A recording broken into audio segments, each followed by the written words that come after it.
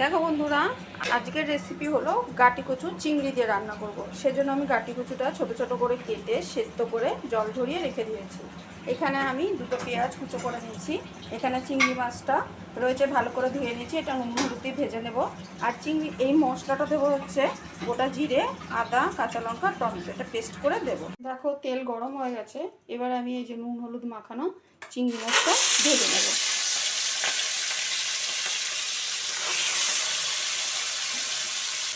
মাছটা আমি ভালো করে ভেজে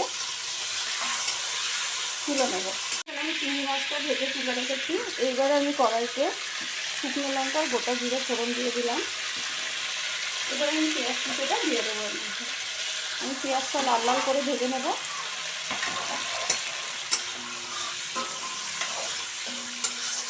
পেঁয়াজটা একটু ভাজা হোক লাল লাল করে। দেখো পেঁয়াজটা ভাজা হয়ে গেছে লাল লাল করে। আমি কচুটা দিয়ে দিয়েছি। এখানে এবার আমি মশলা পেস্ট দেবো। এখানে আদা গ্রেট করে রাখা রয়েছে, লবণ আছে পরিমাণ মতো, হলুদ গুঁড়ো, জিরে গুঁড়ো, আর কাশ্মীরি লঙ্কার গুঁড়ো দেওয়া রয়েছে। এই মশলাটার পেস্টটা দিয়ে আমি কচুটা ভালো করে কষিয়ে নেব।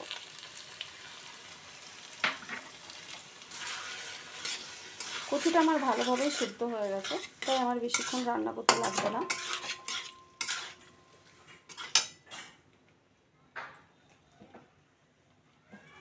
আমি কিছুক্ষণ ঢেকে দেব, ঢেকে কষিয়ে নেব।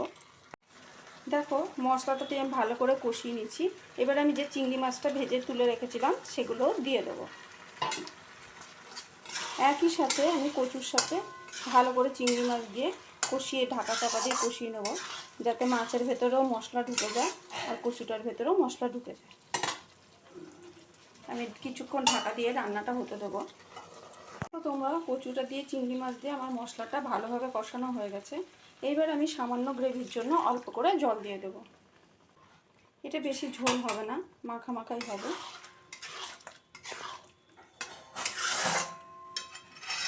দেখো আমি পরিমাণ মতো জল দিয়ে দিয়েছি। এবার আমি ঢাকা দিয়ে একটু রান্না হতে দেবো 5 মিনিট মতো, তারপরে দেখাচ্ছি। দেখো এবার আমি ঢাকনাটা খুলে দেখব।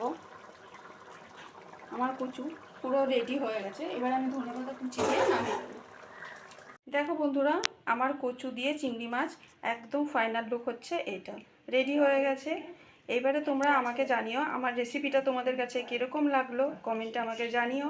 ভালো লাগলে লাইক করে দিও এবং আমার চ্যানেলটাকে সাবস্ক্রাইব করে আমার পাশে থেকো।